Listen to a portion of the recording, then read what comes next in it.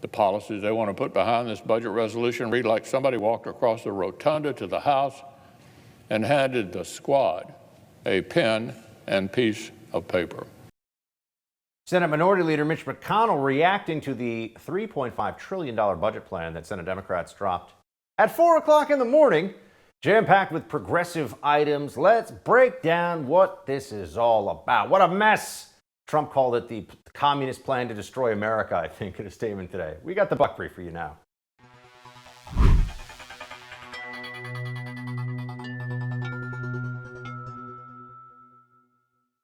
Oh yes, let's dive into the latest here with the budget. We got Democrats' $3.5 trillion budget plan to go through. Let's start with, the part of it that I find the most amazing. Permanent status for undocumented immigrants, i.e. amnesty for illegal aliens. Let's just dig into this one for a moment here. Amnesty for illegal aliens. How is that something that should be able to get through a budgetary measure using reconciliation? Now, it probably, or it should, I will say, not pass. It should not pass the Senate parliamentarian, i.e.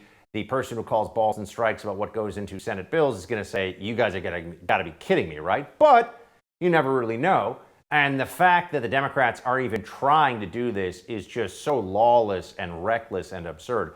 Amnesty through a budgetary measure. The way they're trying to justify this, just to show you what Democrats are really all about, is by saying that it will increase the welfare rolls, which, I don't know, that sounds like the kind of thing that if a Republican said would get them into trouble. Illegal aliens will increase the welfare rolls if they become formal and documented, and therefore it's a budgetary measure. Give them legal status, i.e. green cards. And you all know that after green cards comes citizenship, right? Gotcha. $726 billion for tuition-free community college and preschool. Now, community college is usually pretty close to free to begin with. It's the preschool part of this that's going to be really interesting. So now the government is going to be in the taking your kids for pre-kindergarten business. You know, got to make sure we have no parents staying home in a household. Got to get both parents into that workforce so that they can work for hourly wages while they're, of course, being paid less in essence because of the inflation that will be chipping away at their wages over time. But $726 billion, I mean, you know, that's, look at it, close to $1 trillion for universal pre-K and community college. So now your kids are going to be in state-run, state-paid-for schools, it seems, from the time that they are not even really able to speak all the way up through college, and it all should be paid for. Their education, as we all know, their indoctrination by the state and courtesy of your taxpayer dollars. Guaranteed paid family and medical leave. This is another one that's going to sound good to people, but when you actually start to break it down, you say, hold on a second, what will this mean for some of the businesses that are going to have to pick up the tab on this? And the answer is tough. The answer is class warfare sells as far as Democrats are concerned. That's what's important here, that they are getting what they want out of it in terms of power and votes. And if it means that there are businesses that now struggle because how are they going to afford all of these things? All right. Usually businesses like to give their employees perks that they can afford so they can keep them, and there's a whole market that operates. But this is going to be now guaranteed paid family and medical leave courtesy of the government, and your business is going to be paying for it, which also means that you will be paying for it in essence by the higher prices necessary to charge for businesses in order to give some of these benefits. Clean energy manufacturing and transportation. I mean, look, there's a lot of green new energy, green new deal, green energy stuff in here. And there's a goal of 80% clean power by 2030. I love when they do these by 2030. You know, yeah, I'm pretty sure Joe Biden's not going to be president then. And hopefully Joe Biden won't be president in 4 years. We'll have somebody else, or now 3 years and 6 months, whatever it is.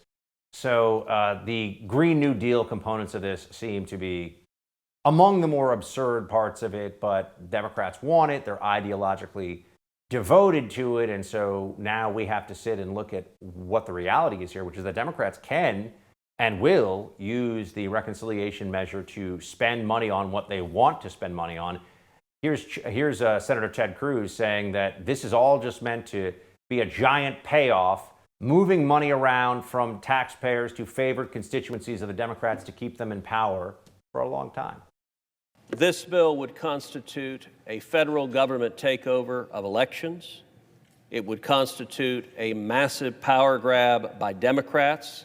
It would disenfranchise millions of Americans, and it would do precisely the opposite of its nominal title, for the people. It is instead for the politicians, because it entrenches politicians and ensures that the people cannot vote them out of office. It would strike down virtually every reasonable voter integrity law in the country, including voter ID laws supported by the overwhelming majority of this country, including prohibitions on ballot harvesting, again widely supported by people in this country. It would mandate that felons be allowed to vote, and it would automatically register millions of illegal aliens to vote. Illegal alien voting, changing the voting procedures across the country. I mean, the things that the Democrats are trying to get into this budget. Remember, this is not normal legislation, because they're using reconciliation, which means that they can go around the filibuster. So instead of just being honest with the American people and steamrolling the filibuster straight out, what they're doing here is essentially trying to pretend like the filibuster, or rather pretend like it doesn't matter what they put in the budget bill, and they can get around the filibuster in that way.